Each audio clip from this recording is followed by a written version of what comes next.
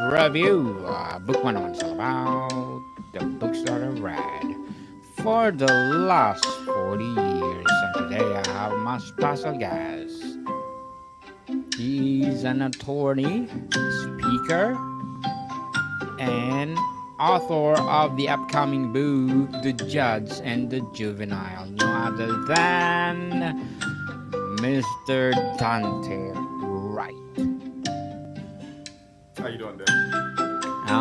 Fabulous, fabulous, Mr. Dante. And can you please introduce more about yourself? Absolutely. So, yes, I'm Dante Wright.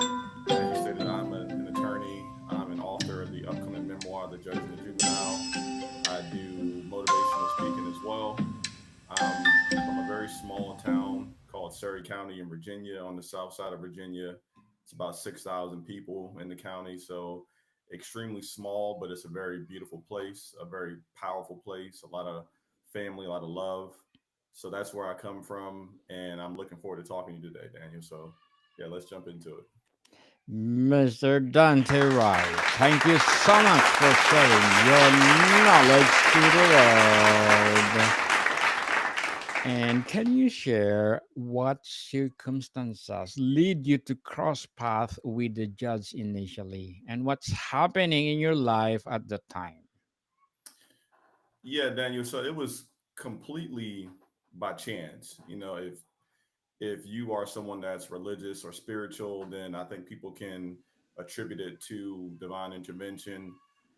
I'm not sure exactly whether what it was, whether it's God or whether it's the universe.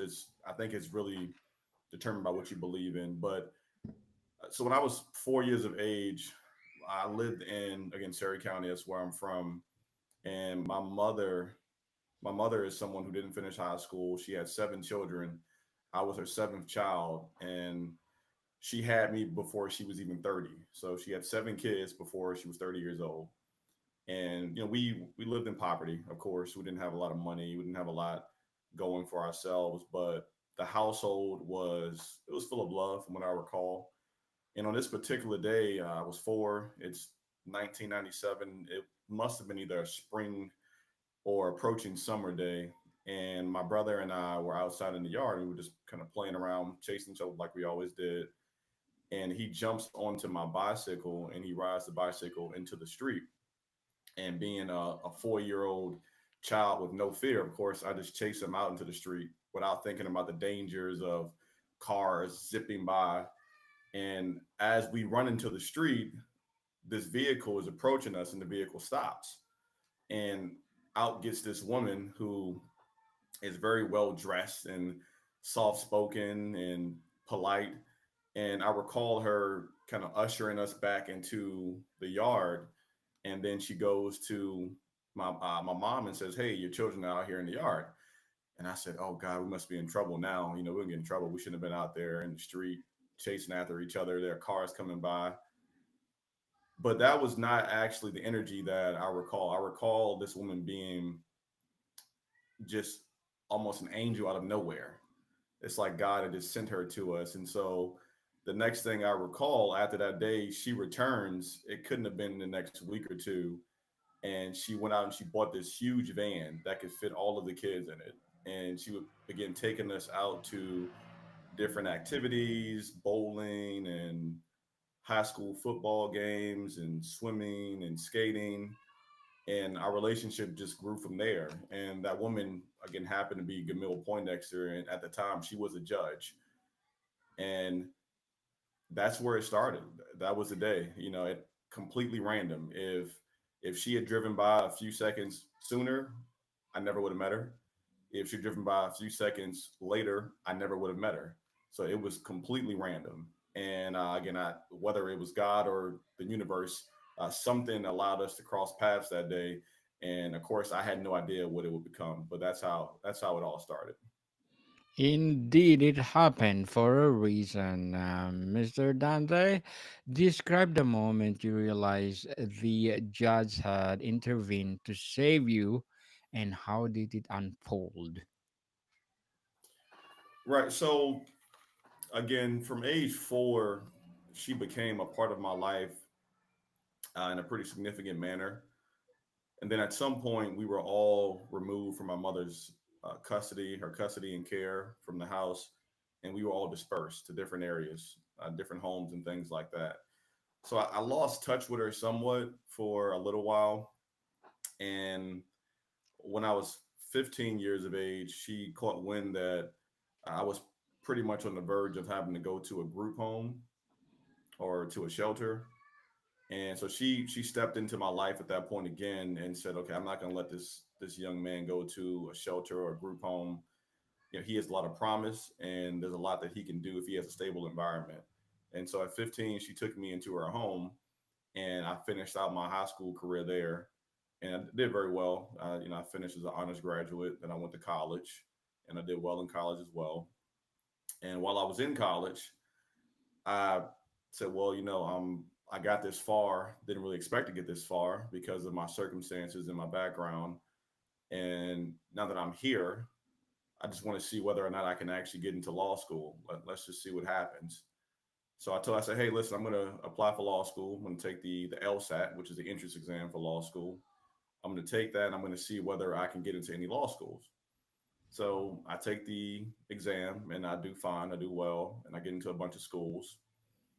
And then I went from there. I went into law school, completely thinking that I had outdone myself. And again, I was a child that came from parents who didn't finish high school. So in my mind, I'd already gotten far enough in life, and I probably didn't have a lot more to give. But she just wasn't convinced of that. She thought I had a lot more to do, that I could do law school, that I could do well. And so she encouraged it. Her and her husband encouraged it. He was also a lawyer. Both her sons were also attorneys. So it went from there. And I went to law school, and I did well there as well. Mr. Dante, thank you so much for inspiring us. Indeed, totally inspiring. What steps transform your relationship from mentor to mentee into equals and partners? What's their specific catalyst? Yeah, so I finished law school in 2018, and before you get licensed, you have to take what's called the bar exam. And so I took the bar exam in 2018, and I passed the bar exam, but that exam did not qualify me to practice law in the state of Virginia, which is where we're from, which is where she was still based. I could practice law in the District of Columbia. I could practice in New York and places like that. So I moved to New York and I worked there for some time. And then in 2021, I believe, is when I returned to Virginia during the COVID-19 pandemic. And I said, "Hey, I'm going to take the Virginia bar exam as well. And I'm going to see if I can pass the bar exam here. If I pass the bar exam, I'll stay. If I don't pass, then I'll go back to New York and New Jersey." She said, "Okay, well, take it and just see what happens." And mind you, the bar exam is a 12-hour exam. It's 2 days, 6 hours apiece, very rigorous, very challenging. So it's never a foregone conclusion that you can actually pass this test. It is a very challenging test. Thankfully, I did pass. And I was in 2021, and I said, "Hey, well, I passed. I'm here in Virginia now. Like, we should go into business together. We should open a law firm together." And at that point, she was not yet ready. She was thinking that she was going to retire and that she was pretty much done with law because I think at that 2021, she was maybe 76. She's 80 now. So she's had a lengthy legal career, and she didn't want to do it at that point. She said, "Well, you should get a job over here as a prosecutor with this gentleman that I know in this other county, and work there and see how that works out for you. Get some experience beneath your belt, some trial lawyer experience, and then we'll see what happens." And so I did that for about 3 years.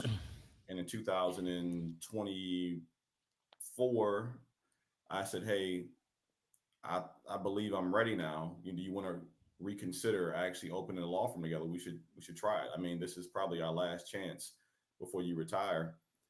And I think because I had taken all of the steps at that point, Daniel, to prove to her that I was a very capable and competent attorney who was young and who was hungry, and I took the steps. I didn't shortcut it. There was no shortcut. So at that point, she said, "Well, sure, let's do it. Let's try it. Let's see what happens." And that's how we eventually opened the law firm. And that was in December of 2023. Actually, is when we opened the law firm officially.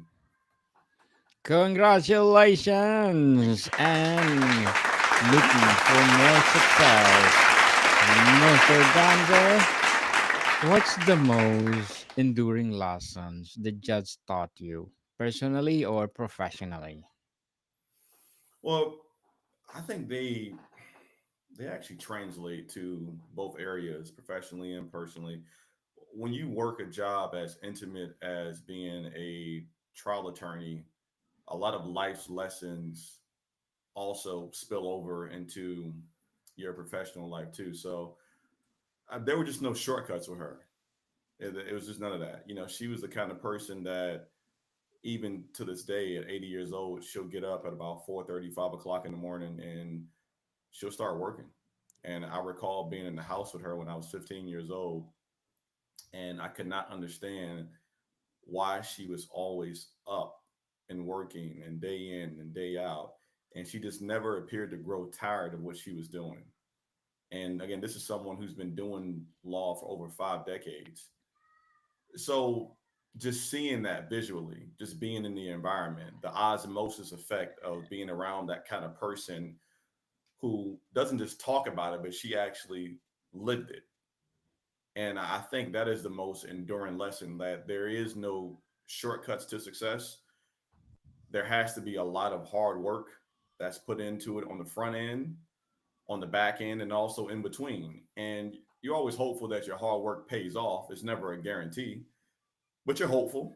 You're hopeful and you keep working until you see some results.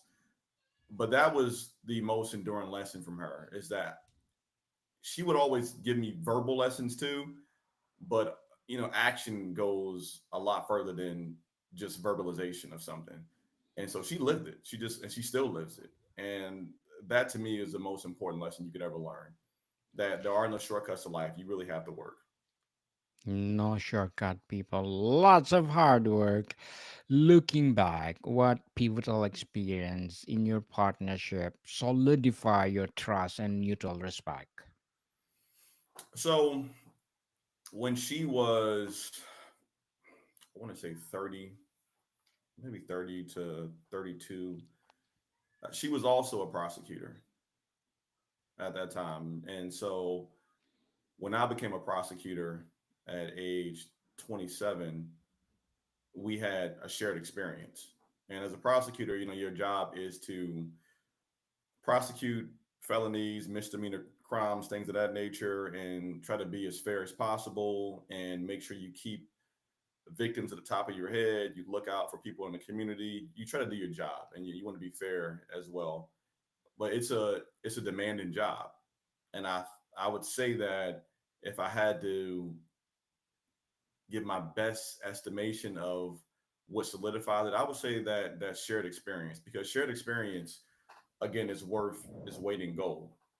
If we can both say, well, we've gone through this fire, and perhaps the fire she experienced was a different fire, much longer ago, but my fire was very similar to her fire, and so we both had to walk through that to have this shared experience. And once I did that, I would say that solidified it. And then also, where I was prosecuting was a jurisdiction where she used to sit as a judge. So she got to actually see me go back to an area where she used to be a judge and she presided over these cases. And now people who were familiar with her became familiar with me. Then the connection was made. And I'm sure that felt pretty good for her. So I would say our shared experiences as prosecutors early on in our careers, and then also just me proving myself time in and time out. I mean, you can't be someone who only talks about who you are and what you are striving to become. You got to actually do it. Yes, just do it. Mr. Dante, beyond your career, how is this journey changed you as a person? Oh man, I've gone through so many personal evolutions, Daniel, as an individual, because you start from a place where, again, I was 4 when I was removed from my mother's household. And so you feel a sense of abandonment because I never actually went back to live with her. So there's a sense of self worth that's missing early on in life because you don't necessarily understand why someone wouldn't try to fight more for you. So you carry that with you, and then you have to prove to yourself that you actually are worth something. And that can be done through several mechanisms or streams. That can be academically or athletically or however you want to go about doing that. And I was someone that always cared about academics. So I had to prove to myself that I was actually worth something.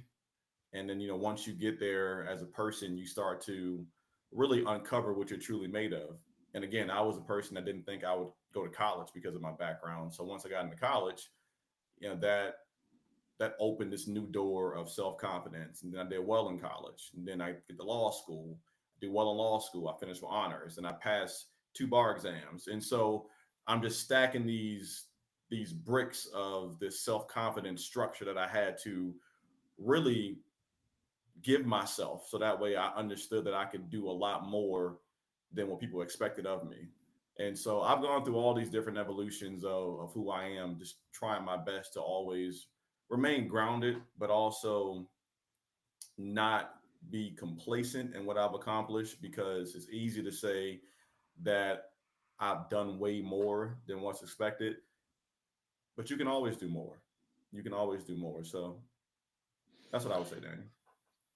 Very well said, Mr. Dante. Beautifully articulated. What advice would you give someone seeking to turn a life changing relationship into collaborative partnership?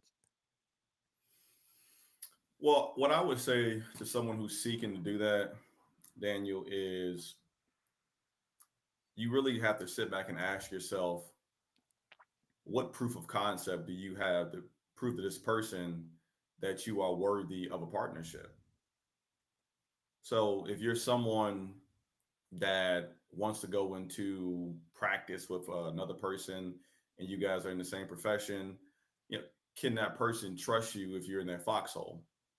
Because you want to have people in your foxhole with you that will go to battle with you and who are going to have your best interest in heart, and someone that okay, if I can no longer carry this torch in this relay race of life, I can give it to this partner of mine, and I'm fairly confident that the flame will continue, that it's not going to extinguish in this person's hands.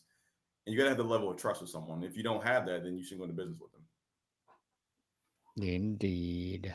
Thank you for your advice, Mr. Dante. And before we wrap up our discussion for today, I'm inviting you to please do listen to my other podcast, people. My other podcast, because my abstract essay is already in fifth season, abstract poetry in second season, and book 101 review in fifth season as well. Comedy 101 in second season, food 101 in its fifth season, Geography 101 and Love Letters in its third season, and my baby podcast, Mental Health 101. Now, Movie 101 Review and Music 101 in its fourth season, and Science 101 and Sex 101 in its first season.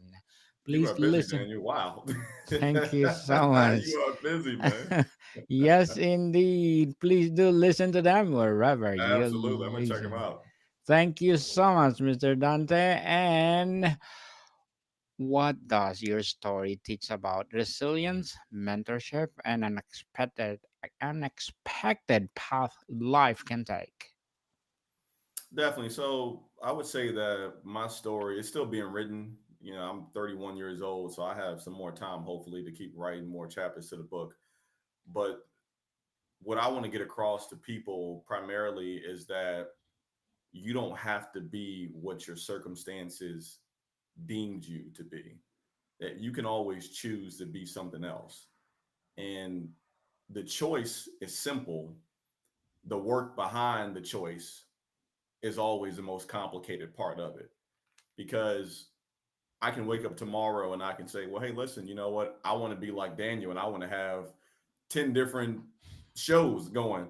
But unless I actually want to sit down and do the work that Daniel does to prepare for every single episode behind every single show, I can never do what you're doing. But at some point, you decided I want to have not just one show, I want to have multiple shows spanning multiple areas, multiple topics.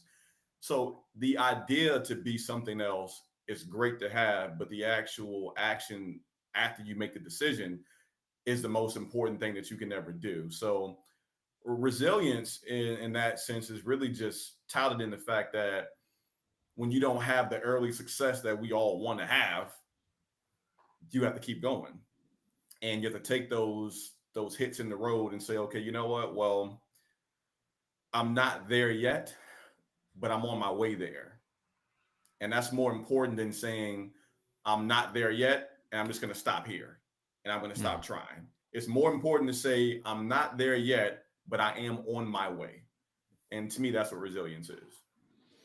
Indeed, Mr. Dante. And this is my last question. As an attorney, speaker, an author, the upcoming book, The Judge and the Juvenile, what will be your short term and long term goals?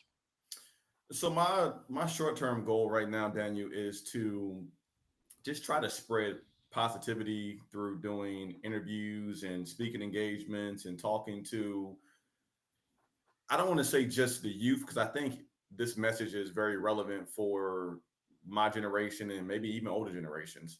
So I just want to keep talking to people, keep spreading the message, and just trying my best to help rewire their mental frame into thinking and knowing that they can do a lot more. So that would be a short term goal, just to keep doing what I'm doing now. A long term goal, let's say in 10 years or so, I would like to have another couple of books out. Hopefully, I would like to also keep building a law firm. I want to have a number of attorneys working beneath me that I can train and mentor and teach them the ways of being a trial attorney and stuff like that. So that would be a long term goal. And just, again, keep meeting people, keep speaking to people. And that's what I enjoy. I enjoy talking to people, I enjoy listening to their stories, I enjoy finding points that we can communicate on and things that we can talk about that are really, really relevant to what's going on. So those are my goals, Daniel, and we'll see what happens. Good luck to your goals, Mr. Dante. Looking forward for your success in more and more success because you're already successful, and hoping for the best. Let's empower people all over the world through your inspiring story. So again, Mr. Dante, thank you so much for sharing your inspiring story to the world. So can you please invite our listeners to support your business as well as your upcoming book, as well your Yes, speaking engagement? absolutely. Thank you, Daniel. So if anybody wants to get in contact with me, they can find me on social media. The easiest way is likely my Instagram. It's my first name, Dante, last name Wright, Wright, and then ESQ, which is short for Esquire, which is something that we use for attorneys. So Dante Wright, ESQ. And from there, it'll link off to my interview on the CBN network. It'll link off to the pre-order for the book and some other things as well. So they can find everything there. And I'd be happy to interact with anybody there and just to have a conversation. Yes, indeed. People support Mr. Dante Wright because if you support him, more and more and more empowering business to come, more and more and more empowering books to come. So, Mr. Dante, thank you so much for your time. Thank you, Daniel. Good talking to you. I look forward to talking to you again soon. More to come, people. See you soon.